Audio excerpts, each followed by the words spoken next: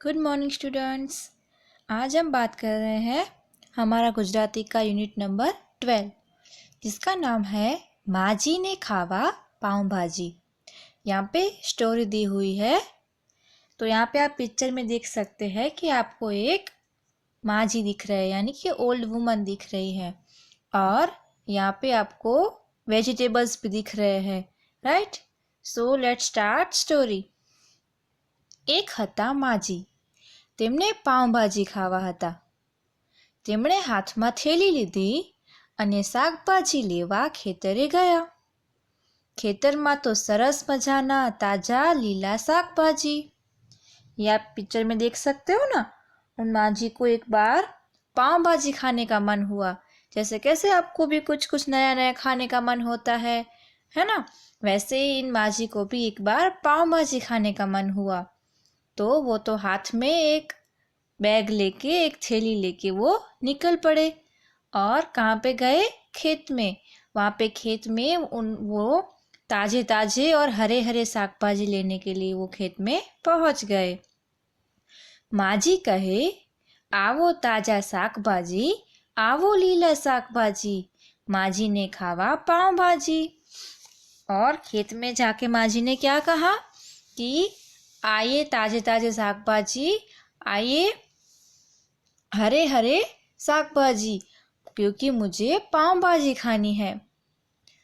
કોબીજ અને ફુલેવર દડબડ દડબડ દોડતા માજીની થેલીમાં બેસી ગયા।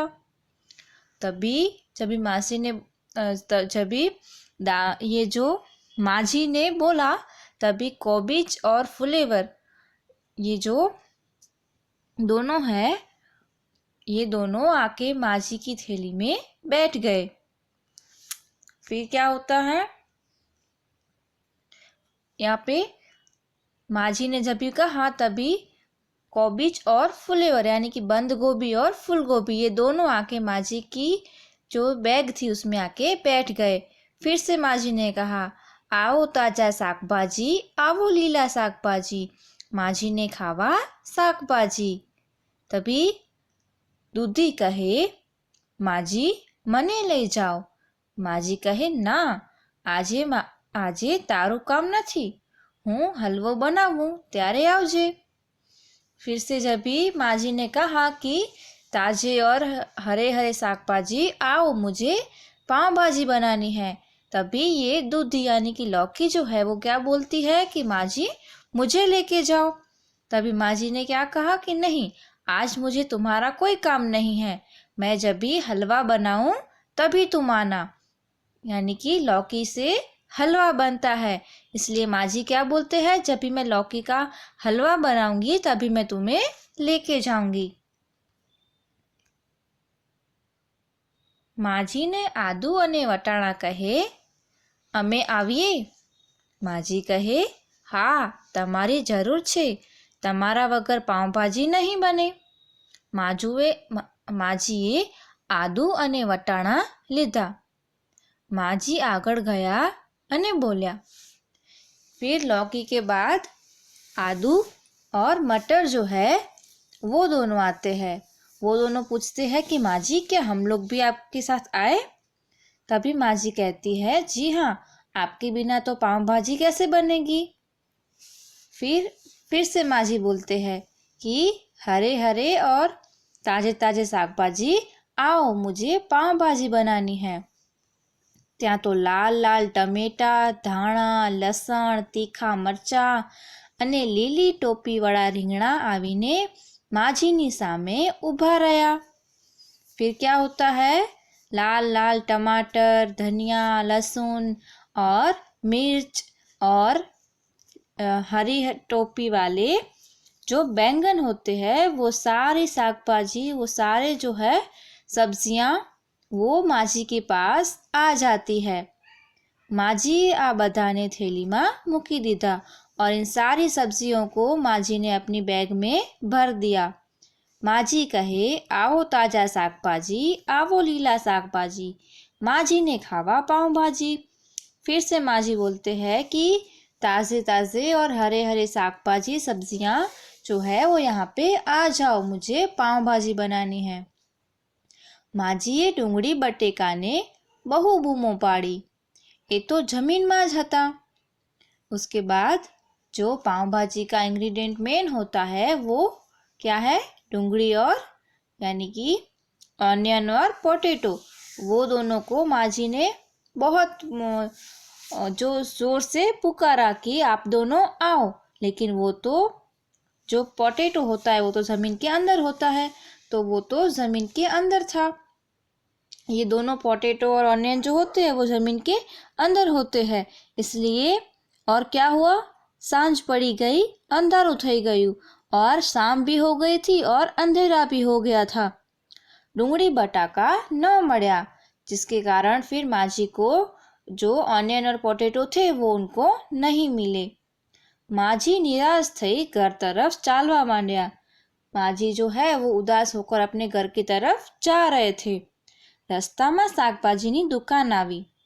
अचानक दुकानમાંથી अवाज संभળાયો, माँ जी अमने तो लई जाओ। तभी माँ जी उदास होकर घर की तरफ जा रहे थे, तभी रास्ते में एक सब्जियों की दुकान आई और अचानक माँ जी को आवाज़ सुनाई दी कि माँ जी हमें भी तो लेके जाओ। और माँ जी डूंगળી અને બટાકાનો અવાજ ઓળખી ગયા। माँ जी खुश થઈ ગયા। आवाज़ सुनते ही माँ जी ने उनकी आवाज़ को पहचान लिया और वो खुश हो गए। माँ जीए खूब વહાલથી એમને હાથમાં લીધા ત્યારે બટાકા બોલ્યા, પણ માજી અમને ચપ્પુથી કાપશો નહીં હો? ડુંગળી કહે, મને ચપ્પુથી કાપશો ને તો હું તમારી આંખોમાં પાણી લાવી દઈશ। હું તમને રડાવ્યા વિના નહીં રહું। हाँ, माजी राजी थता थता घरे गया।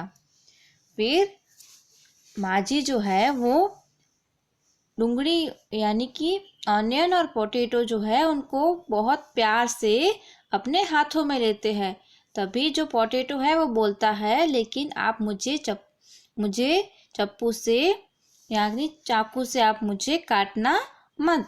और ऑनियन जो है वो बोलती है कि अगर आप मुझे चाकू से मुझे काटोगे तो मैं आपकी आँखों में पानी जो है वो ला दूंगी, आपकी आँखों में पानी आ जाएगा और आप रोए बिना नहीं रह सकोगे। और फिर माँ जी जो है वो बहुत खुश होते हुए घर पे जाते हैं। घरे पहुँची माँ जीए શાકભાજી ધોયા।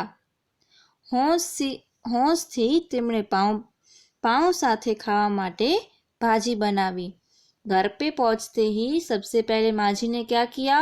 सारी सब्जियों को अच्छे से पानी से उनको धो दिया और धोने के बाद पाँव के साथ उन्होंने खाने के लिए उन सब्जियों की भाजी बनाई। माँ जीए पड़ोसी ने पण भाजी आपी। सौवे आनंदथी भाजी खाधी। माँ जीए खाधा पाव भाजी। पाव भाजी बनाने के बाद माँ जी ने उनके पड़ोसी जो थे उनको भी पाव भाजी खिलाई और सबने मिल बांट कर अच्छे से खुश होकर पाव भाजी का आनंद उठाया। और फिर माँ जी खुश हो गए और माँ जी को उनकी पसंद की पाव भाजी खाने मिल गई। तो यहाँ पे स्टोरी ख़त्म होती है। आगे उसके क्वेश्चन आंसर्स है, जिसमें फर्स्ट क्वेश्चन है माँ जी ने શું ખાવું હતું?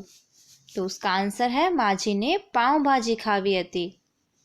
सेकंड है माँ जीए हाथ में શું લીધું? तो उसमें आएगा माँ जीए हाथ में थैली लीधी। थर्ड नंबर पे जो क्वेश्चन है वो है माँ जी शाकभाजी लेवा क्या गया? तो उसमें आएगा माँ जी शाकभाजी लेवा खेतर में गया। फोर्थ नंबर पे है खेतर में केवी शाकभाजी हती?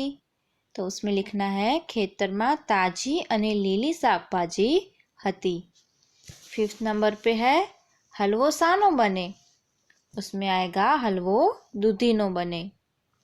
सिक्स नंबर पे है साना वगर पाव भाजी न बने? इसमें लिखना है आदू अने वटाणा वगर पाव भाजी न बने। नेक्स्ट जो है माँ जीए कोने बोलावा बूमो पाड़ी? उसमें आएगा माँ जीए डूंगળી बटाका ने बोलावा बूमो पाड़ी। 8 नंबर पे है માજીએ ડુંગળી બટાકા શા માટે ન મળ્યા? उसमें आएगा सांझ पड़ी અને અંધારું થઈ ગયું તેથી માજીને ડુંગળી બટાકા ન મળ્યા। 9th नंबर पे है माजीने छेवटे डूंगरी बटाका क्यांथी मळ्या? उसमें आएगा छेवटे शाकभाजीनी दुकानमांथी माजीने डूंगरी बटाका मळ्या। 10th नंबर पे है माजीए कोने भाजी आपी? तो उसमें लिखना है माजीए पड़ोसी ने भाजी आपी। इसके बाद ये जो ट्रू फॉल्स है वो आपको खुद से कंप्लीट करने हैं और ये जो आपका होमवर्क है वो आपको मुझे सेंड करना है। Okay students, thank you, bye.